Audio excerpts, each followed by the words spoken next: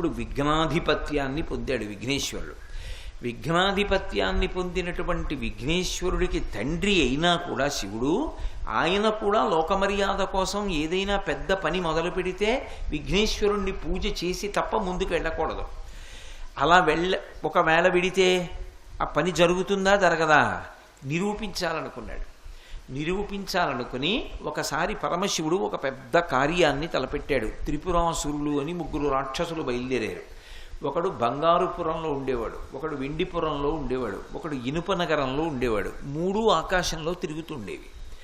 ఆ త్రిపురాసురుల్ని సంహరించవలసి వచ్చింది. ఆ త్రిపురాసురుల్ని సంహరించగలిగిన వాడు పరమశివుడు ఒక్కడే. అది కూడా ఒక్క బాణంతోటే చంపాలి, అది వాళ్ళకి వరం. అందుకని అది కూడా పూర్వం ఎక్కడా లేనటువంటి రథం ఎక్కి, ఇంతకు పూర్వం లేనటువంటి ధనస్సు చేత్తో పట్టుకుని, ఇంతకు ముందెన్నడూ వాడనటువంటి బాణం పెట్టి కొడితే 100 సంవత్సరములకొక్కసారి ఆ 3 పురములు ఒక సరళ రేఖలోకి వస్తాయి, ఒక్క గీతలోకి వస్తాయి. అప్పుడు దేవతా సార్వభౌముడైనటువంటి వాడు బాణం విడిచిపెడితే ఆ బాణపు దెబ్బకి మేము పడిపోతామని వాళ్ళు వరం పుచ్చుకున్నారు. ఇప్పుడు ఆ త్రిపురాసురుల్ని సంహరించాలి. లోకంలో ఎక్కడా లేనటువంటి రథం ఒకటి కావాలి. ఎక్కడి నుంచి తీసుకొస్తారు రథం అంటే, భూమిని అంతటినీ రథంగా మార్చారు. మార్చి సూర్యచంద్రులు ఇద్దరినీ దీనికి చక్రాలుగా పెట్టారు. వేదములను గుర్రాలుగా చేశారు. ప్రణవాన్ని, ఓంకారాన్ని ఆ గుర్రాల్ని తోలేటటువంటి కొరడాగా చేశారు. చేసి సరస్వతీదేవి ఆ వింటికి, ఆ కొరడాకి తాడుగా మారింది. సాక్షాత్తుగా చతుర్ముఖ బ్రహ్మగారు కూర్చుని ఆ రథాన్ని తోలుతున్నాడు. పరమశివుడు లోపల కూర్చొని ఆ త్రిపురములను కొట్టడం కోసం ఇంతకు ముందు లేని ధనస్సు పట్టుకోవాలి. అందుకని మేరు పర్వతాన్ని ధనస్సుగా మార్చి పట్టుకున్నాడు. పట్టుకుని శ్రీమన్నారాయణుణ్ణి బాణంగా మార్చుకుని ఆ ధనస్సు యొక్క వింటినారికి తొడిగి త్రిపుర సంహారం చేయడానికి బయలుదేరాడు. తీరా కొంత దూరం వెళ్ళిన తరువాత రథానికి ఇరుసు విరిగిపోతే రథం ఆగిపోయింది. ఏం చెయ్యాలి ఇప్పుడు అన్నారు. అంటే శివుడు అన్నాడు, ఆదౌ పూజ్యో గణాధిప, నా కొడుక్కి నేనే వరమిచ్చాను, విఘ్నములను తీయగలిగినటువంటి శక్తి నీకు ఇస్తున్నానని చెప్పాను. నేను ఆయనని పూజించలేదు. కొడుకైనా కూడా ధర్మమే, చెయ్యవలసిన పని చెయ్యాలి. నేను విఘ్నేశ్వరుడి పూజ చెయ్యకుండా త్రిపురాసుర సంహారానికి బయలుదేరాను. అందుకే రథానికి ఇరుసు విరిగిపోయింది. నేనిప్పుడు ఇక్కడి నుంచే విఘ్నేశ్వరుడికి పూజ చేస్తే మళ్ళీ ఈ రథం కదులుతుంది అని వెంటనే విఘ్నేశ్వరుడిని, నేను మీతో మనవి చేశా కదూ, పసుపు ముద్ద అక్కడ పెడితే అదే విఘ్నేశ్వరుడు. పసుపు ముద్ద అక్కడ పెట్టి విఘ్నేశ్వరుణ్ణి ఆరాధించాడు. ఆరాధిస్తే రథం మళ్ళీ కదిలింది. కదిలి త్రిపురాసుర సంహారం జరిగింది. ఇప్పటికీ ఒకప్పుడు పరమశివుడు రథం ఎక్కి వెడుతున్నప్పుడు ఆ రథం యొక్క ఇరుసు ఎక్కడ విరిగిపోయిందో ఆ పట్టణం ఇప్పటికీ ఉంది. అది చెంగల్పట్టు అనేటటువంటి ప్రాంతం ఉంది ద్రవిడ దేశంలో, తమిళనాడులో. ఆ చెంగల్పట్టుకి దగ్గరలో దాన్ని ఇరుపక్కం అంటారు, ఇరుసు విరిగిపోయినటువంటి పట్టణము అని. ఆ పట్టణంలో ఇప్పటికీ పరమశివుని యొక్క రథం విరిగిపోయినటువంటి క్షేత్రము అని పిలుస్తారు. అది ఒకప్పుడు ఒక ఆశ్చర్యం జరిగింది ఆ ఊళ్ళో. చంద్రశేఖరేంద్ర సరస్వతి మహాస్వామి వారు కంచికామకోటి పీఠాధిపత్యం వహించినటువంటి రోజుల్లో రామేశ్వరంలో శంకరాచార్యుల వారిని 4 శిష్యుల్ని ప్రతిష్ఠ చేయడం కోసమని రాజస్థాన్లో పాలరాతి విగ్రహాలు తయారు చేయించి ఒక పెద్ద వాహనం మీద పెట్టి రామేశ్వరం పంపిస్తున్నారు. ఖచ్చితంగా ఆ వాహనం ఈ ఇరుపక్కం అన్న క్షేత్రం దగ్గరికి వచ్చింది. వచ్చేటప్పటికి ఇరుసు విరిగిపోయింది. అప్పుడు శివుడి యొక్క రథానికి విరిగిపోయింది. ఆ శివుడే శంకరాచార్యుల వారిగా వచ్చాడు. శంకరాచార్యుల వారి మూర్తిని పట్టుకుని వాహనం వెళుతుంటే మళ్ళీ అదే పట్టణం దగ్గర ఇరుసు విరిగిపోయింది. వెంటనే కామకోటి మఠానికి తెలియచేశారు, ఇరుసు విరిగిపోయింది ఎలాగా అని. మహాస్వామి వారు అన్నారు, ఇప్పుడు ఆ మూర్తుల్ని కిందకి దింపడం కుదరదు, 108 కొబ్బరికాయలు కొట్టండి. 108 కొబ్బరికాయలు కొడితే ఆయన ప్రసన్నుడవుతాడు. ఒక్క విఘ్నేశ్వరుడి విషయంలో ఒక చమత్కారం ఉంది. మిగిలినటువంటి దేవతలు ఎవరికైనా సరే కొబ్బరికాయ కొట్టేటప్పుడు లోపలికి తీసుకెళ్ళి అర్చకుడికి ఇస్తాం. అర్చకుడు కొబ్బరికాయ కొట్టి నైవేద్యం పెడతాడు. నైవేద్యం పెట్టిన తరువాత ఒక చెక్క దేవాలయాల్లో ఉంచుతారు, ఒక చెక్క మనం ప్రసాదంగా తెచ్చుకుంటాం. విఘ్నేశ్వరుడి విషయంలో ఆయన ఎప్పుడైనా చాలా ఇష్టపడ్డాడనుకోండి, నాకు కొబ్బరికాయ కొట్టమని కబురు చేస్తాడు. ఇదో విచిత్రం తెలుసా మీకు? నాకు కొబ్బరికాయ కావాలి అని అడుగుతాడు. ఎవరి పట్ల ఆయన ప్రీతి పొందాడో వాళ్ళకి కబురు వస్తుంది, నాకు కొబ్బరికాయ కొట్టమనండి అని అడుగుతాడు. నాకు కొబ్బరికాయ కొట్టమనండి అని అడిగాడు అంటే ఆయన చాలా ప్రీతి చెందాడు అని గుర్తు. విఘ్నేశ్వరుడు బాగా ప్రీతి చెందాలి అంటే కొబ్బరికాయని లోపలికి తీసుకెళ్లే కొట్టాలని నియమం లేదు. దేవాలయం మూసేసి ఉన్నప్పటికీ కూడా దేవాలయం ఎదురుగుండా రహదారి మీద నిలబడి విఘ్నేశ్వరుడికి కొబ్బరికాయ చూపించి నేలకేసి కొట్టేస్తే, దాన్ని పిల్లలు ఏరుకు తినేస్తే కొబ్బరి చెక్కల్ని సాక్షాత్తు విఘ్నేశ్వరుడు తినేసినట్టు. ఇది ఒక్క విఘ్నేశ్వరుడి విషయంలో మాత్రం మినహాయింపు. మిగిలినవి ఎవరివైనా సరే లోపలికి తీసుకెళ్ళి కొట్టాలి. విఘ్నేశ్వరుడికి కూడా లోపలికి తీసుకెళ్ళి కొబ్బరికాయ కొట్టచ్చు. కానీ అంతకన్నా ఎక్కువ ప్రీతి ఆయన ఎప్పుడు చెందుతాడంటే కొబ్బరికాయ కొట్టి ఆ ముక్కలు కానీ రోడ్డు మీద చెల్లాచెదరుగా అయిపోతే పిల్లలు వచ్చి ఆ ముక్కలు ఏరుకు తింటే, చూడండి సాధారణంగా దృష్టి దోషం పోవడానికి శుక్రవారం నాడు దుకాణాల ముందు కొబ్బరికాయ దిగదుడిచి రోడ్డు మీద కొట్టేస్తుంటారు. ఆ ముక్కలు ఎవరూ తీసుకోరు. కానీ విఘ్నేశ్వరుడి గుడి ముందు మాత్రం కొబ్బరికాయ కొడితే అది పిల్లలు ఏరుకు తింటే స్వయంగా విఘ్నేశ్వరుడు తిన్నట్టు. అది ఒక్క విఘ్నేశ్వరుడికే అన్వయం. రెండు, ఆయన బాగా ప్రీతి చెందాడనుకోండి, ఎప్పుడైనా ఎవరో ఒకరిలోకి ప్రవేశించి నాకు కొబ్బరికాయ కొట్టండి అని అడుగుతాడు. కొబ్బరికాయ కొడితే వెంటనే ప్రీతి చెందుతాడు ఆయన. ఎప్పుడైనా ఏదైనా పెద్ద సమస్య వచ్చిందనుకోండి, దానికి విరుగుడు ఏమిటంటే స్వామికి ఒక కొబ్బరికాయ కొట్టడమే. వెంటనే మళ్ళీ వెనక్కి రండి నేను చెప్పే దగ్గరికి. శంకరాచార్యుల వారి మూర్తుల్ని వాహనంలో పెట్టి రామేశ్వరం పంపిస్తున్నప్పుడు ఆ వాహనం యొక్క ఇరుసు విరిగిపోయింది, మూర్తుల్ని కిందకి దింపడానికి లేదు, వాహనాన్ని ఎత్తి ఇరుసు సరిగ్గా బిగించడానికి లేదు, మరమ్మత్తు చేయడానికి. ఎలా అని చంద్రశేఖరేంద్ర సరస్వతి మహాస్వామి వారికి కబురు పంపారు. స్వామివారు అది విని అన్నారు, ఎక్కడ విరిగిపోయింది, ఏ ఊళ్ళో ఆగిపోయింది వాహనం అని అడిగారు. ఈ తిరిగిరుపక్కం అన్న చోట విరిగిపోయింది అన్నారు.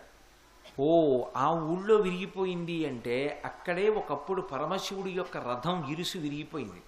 అప్పుడు శివుడి రథానికి విరిగింది. ఇప్పుడు శివుడే శంకరాచార్యుల వారిగా వచ్చాడు. శంకరాచార్యుల వారి మూర్తి వెడుతుంటే మళ్ళీ విరిగింది. 108 కొబ్బరికాయలు నిలబడి కొట్టేయండి, అనుకోకుండా తనంత తాను ఆ ఇరుసు బాగవుతుంది అన్నారు. వెంటనే 108 కొబ్బరికాయలు తెప్పించి ఆ అరుచ్యపక్కం క్షేత్రంలో విఘ్నేశ్వరుడు యొక్క దేవాలయం ముందు కొట్టారు. కొట్టిన తర్వాత అనుకోకుండా లోపల ఉన్న విగ్రహాలు అలా ఉండగానే ఆ వాహనం యొక్క ఇరుసు బాగు చేయడానికి అవకాశం దొరికింది. అలా బాగు చేశారు. ఇక ఆగలేదు, వాహనం రామేశ్వరం వెళ్ళిపోయింది. ఒక్క విఘ్నేశ్వరుడి విషయంలో మాత్రం కొబ్బరికాయ కొట్టడానికి అంత ప్రధానమైనటువంటి కారణం ఉంటుంది. అందుకే మీరు విఘ్నేశ్వరుడికి పూజ చేసేటప్పుడు ఏది చేశారు ఏది చెయ్యలేదు అన్నదానితో కాదు, బాగా జ్ఞాపకం పెట్టుకోండి నేను చెప్పే విషయం. మిగిలిన రోజులలో అయితే తప్పకుండా కొబ్బరికాయ కొట్టడం మంచిది. విఘ్నేశ్వర చతుర్థి నాడైతే కొబ్బరికాయ కొట్టడంతో పాటు దోసపండు నైవేద్యం పెట్టాలి. దోసపండు నైవేద్యం పెట్టకుండా విఘ్నేశ్వర చవితి వ్రతకల్పం చేయకూడదు. ఉండ్రాళ్ళు కుడుములు అవి సరే, దానితో పాటు తప్పకుండా దోసపండు నైవేద్యం పెట్టి దోసపండు ముక్క ప్రసాదంగా అందరూ తీసుకోవాలి. అది విఘ్నేశ్వర వ్రతకల్పంలో అత్యంత ప్రధానం. ఎందువల్ల అంటారేమో, ఆయన గజముఖంతో ఉంటాడు. గజముఖంతో ఉన్న కారణం చేత ఉపాధిరీత్యా ఏనుగు లక్షణంగా దోసపండు మహాప్రీతిపాత్రంగా స్వీకరిస్తాడు. అందుకే దోసపండు తప్పకుండా నైవేద్యం పెట్టాలి. రెండు, దోసపండుకు ఒక ప్రసిద్ధి ఉంది. ఎప్పుడైనా సరే ఆయన బ్రహ్మజ్ఞానాన్ని పొందాడు, మోక్షం పొందాలి అని కోరిక ఉంటే దేనితో పోలిక చెప్తారంటే ఒక్క దోసపండుతోటే చెప్తారు. ఇంకా దేనితోటి పోలిక చెప్పరు. అందుకే ఓం త్రయంబకం యజామహే సుగంధిం పుష్టివర్ధనం ఉర్వారుకమివ బంధనాన్ మృత్యోర్ముక్షీయమమృతాత్ అని మృత్యుంజయ మహామంత్రం. అందులో దోసపండు తీగ నుంచి విడిపోయినట్లు నా దేహము నుండి జీవుడు విడిపోవుగాక అని అడుగుతారు. మిగిలిన ఏదైనా కూడా పండిపోయిన తరువాత కూడా ముచికని విడిచిపెట్టడం కొంచెం కష్టంగా విడిచిపెడుతుంది, అంత తేలిగ్గా వదలదు. ఒక్క దోసపండు మాత్రం సునాయాసంగా వదులుతుంది ముచికని. ముచిక నుంచి దోసపండు ఎలా వదిలిపెడుతుందో నేను శరీరము వేరుగా చూసి బ్రహ్మజ్ఞానంతో అలా విడివడెదనుగాక అని అడగడానికి, ఆ మోక్షస్థితిని కోరుకోవడానికి దోసపండునే ప్రధానంగా మనం ఉపమానంగా పోలిగ్గా చెప్తాం. అందుకే అంతటి స్థితిని ఇవ్వగలిగిన వాడు కనుక చిన్నదాన్ని పుచ్చుకొని ఎక్కువ ఫలితాన్ని ఇస్తాడు. నిన్న చెప్పా కదా, సదాబాల రూపాపి, చిన్నదిస్తే పొంగిపోతారు. మీరు పెద్దవాళ్ళకి ఎంత ఇవ్వండి, ఇంకా ఏదో ఇవ్వలేదని ఏడుస్తుంటాడు. అదే పిల్లవాడికి మీరు నిన్న ప్రయాణం చేసి వచ్చినటువంటి టికెట్ ఒకటి పనికి మాలింది తీసుకెళ్ళి వాడి చేతికి ఇవ్వండి, వాడు పొంగిపోయి కాసేపు ఆడుకుంటాడు.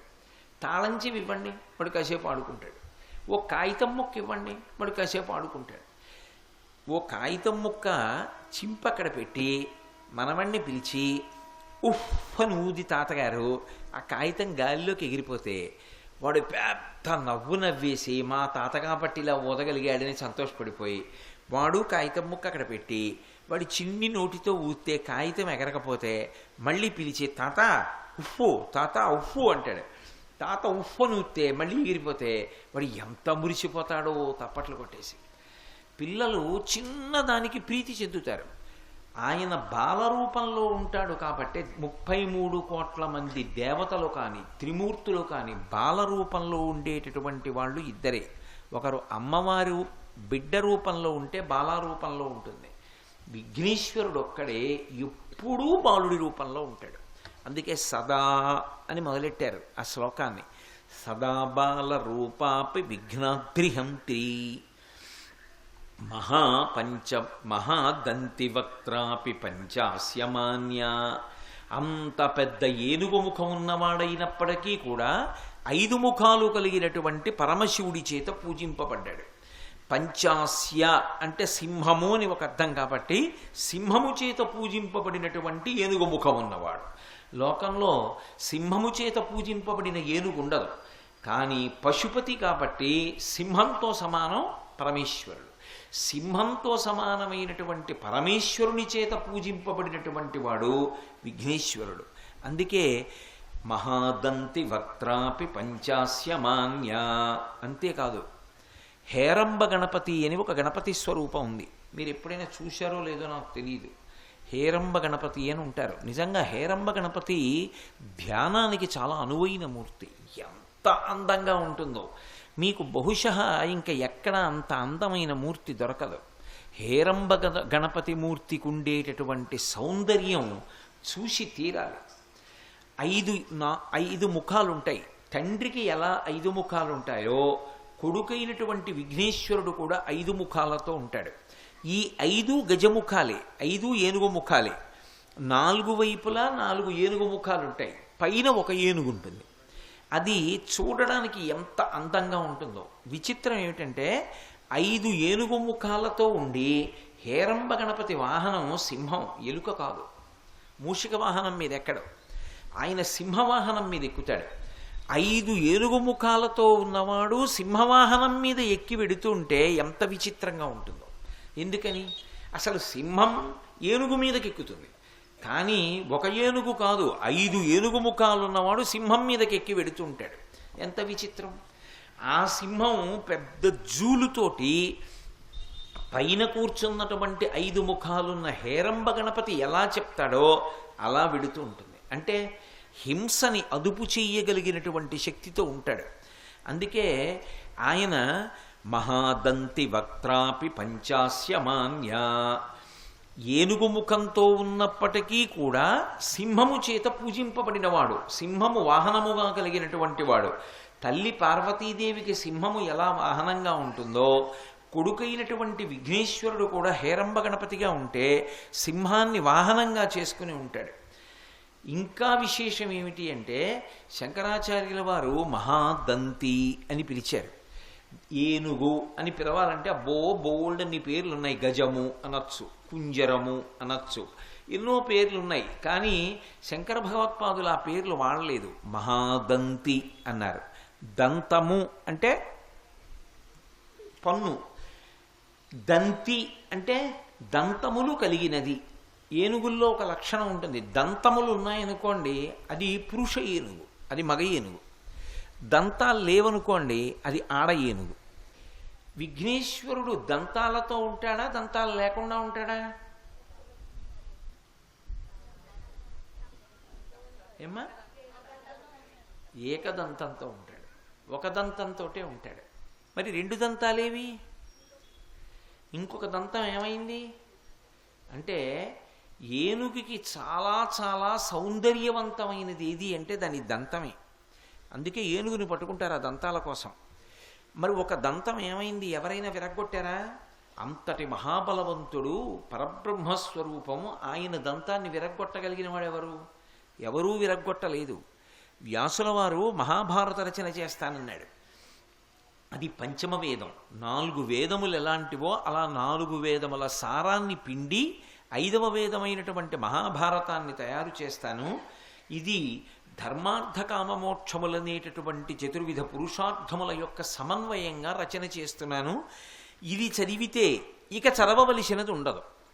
ఇందులో చెప్పనిది చెప్పినది ఉండదు. ఇందులో చెప్పనిది చెప్తానన్నవాడు ఉండడు. అలా రాస్తున్నానన్నాడు. మహాభారత ప్రారంభంలో వ్యాసుడు చెప్పుకున్నాడు ఈ మాట. ఇందులో చెప్పనిది ఇంకొక చోట చెప్పినది లోకమునందు ఉండదు, ఇంకొక చోట చెప్పినది ఇందులో చెప్పినదే ఉంటుంది. అంత గొప్పగా పంచమవేద రూపంగా నేను మహాభారతాన్ని లోకానికి అందిస్తున్నానన్నాడు. నీ చెప్పట్లా ఈ మాట, వ్యాసుడు చెప్పుకున్నాడు మహాభారతంలో. ఎందుకని? వ్యాసుడు సాక్షాత్తు నారాయణ స్వరూపుడు. వ్యాసో నారాయణ స్వయం. కాబట్టి అంత పెద్ద మహాభారత రచనకి పూనుకున్నాడు. మా భారతము అంటేనే పెద్దది అని గుర్తు. భారతము అంటే చాలా పెద్దది అని ఒక అర్థం. అటువంటి భారతాన్ని వ్రాయాలి.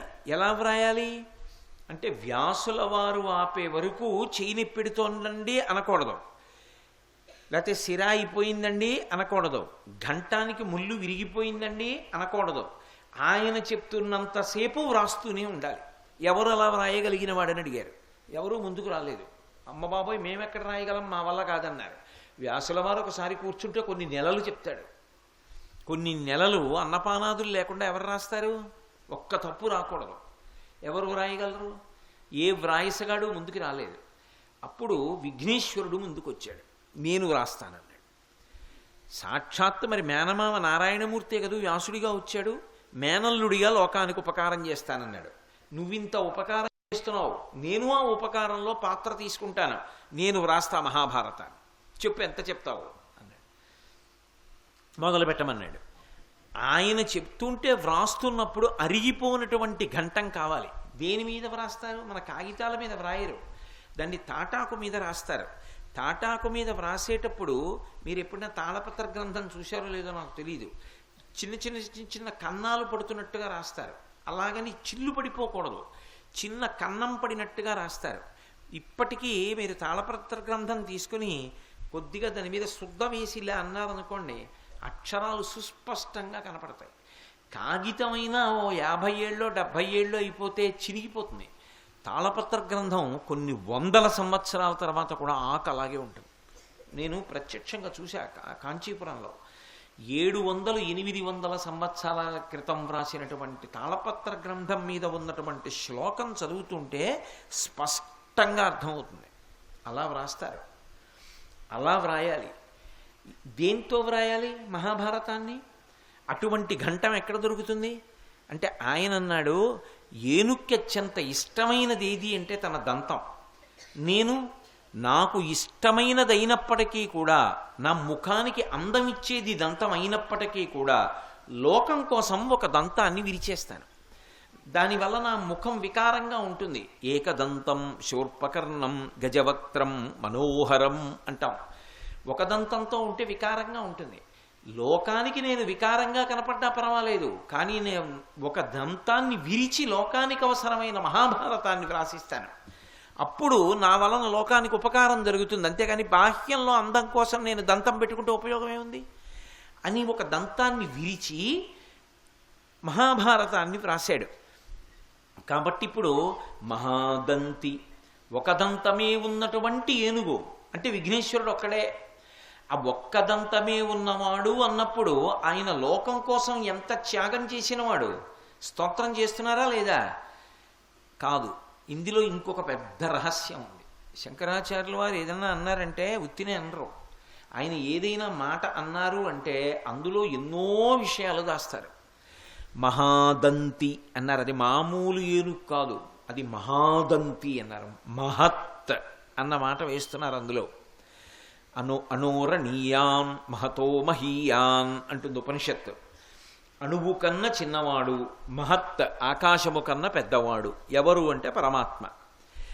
మహాదంతి అన్నారు విఘ్నేశ్వరుణ్ణి. విఘ్నేశ్వరుడికి ఒక పక్కకు వచ్చి మీరు చూశారనుకోండి, ఇటు నిలబడి ఇటు దంతం ఉండదు.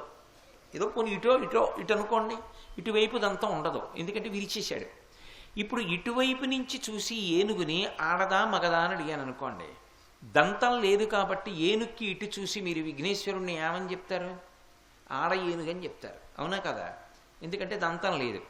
మిమ్మల్ని ఏనుగు వెనక వైపు నుంచి తీసుకొచ్చి నేను నించోపెట్టి, లేకపోతే ప్రదక్షిణంగా ఇలా ముందు నుంచి తీసుకొచ్చి ఇటుపక్క నించోపెట్టి, ఇప్పుడు మగ ఏనుగా ఆడ ఏనుగా అని అడిగాను అనుకోండి, ఇటు దంతం ఉంటుంది. అప్పుడు మీరేమంటారు? మగ ఏనుగు అంటారు. ఆడ ఏనుగైతే దంతాలు ఉండకూడదు, మగ ఏనుగైతే దంతాలు ఉండాలి. దంతాలున్నాయందామా ఒక దంతమే ఉంది, దంతాలు లేవందామా ఒక దంతం లేదు. కాబట్టి ఇప్పుడు అసలు ఆడ మగ విఘ్నేశ్వరుడు అంటే నేను ఒక ప్రశ్న వేస్తాను, చెప్పండి. ఆయన తండ్రి గారు పరమశివుడు ఆడ మగ? ఆయన శరీరం ఎలా ఉంటుందో కొడుకు శరీరం అలాగే ఉంటుంది. మీరు జాగ్రత్తగా గమనించండి. పరమశివుడు అర్ధనారీశ్వర స్వరూపంలో ఉంటాడు. ఆయనకి ఎడం వైపు పార్వతీదేవి ఉంటుంది, కుడివైపు పురుషస్వరూపంగా పరమశివుడు ఉంటాడు. అందుకే కుడివైపంతా పురుషస్వరూపం, ఎడమవైపంతా అమ్మవారు ఉంటుంది. అర్ధనారీశ్వర స్తోత్రం అని శంకరాచార్యులు వారు చేశారు. ఇటువైపు నుంచి చూస్తే అమ్మవారు, ఇటువైపు చూస్తే పరమశివుడు. అలాగే కొడుకు కూడా ఇటువైపు నుంచి చూస్తే అమ్మవారు, అటువైపు నుంచి చూస్తే అయ్యవారు. ఇంతకే అమ్మవారా అయ్యవారా? నువ్వేమనుకుంటే అది. ఎందుకని అంటే భగవంతుడు నిజానికి స్త్రీ కాదు, పురుషుడు కాదు, నపుంసకుడు కాదు. స్త్రీ పురుష నపుంసక మూర్తియును కాక తిరియ కమర నరాది మూర్తియును కాక కర్మ గుణభేద సరసత్ప్రకాశి కాక వెనుకనన్నియుతానగు విభుతలంతు అంటారు. భగవంతుడు అంటే జ్యోతిస్వరూపుడు, కాంతి. సర్వం శ్రీ ఉమామహేశ్వర పరబ్రహ్మార్పణమస్తు. స్వస్తి.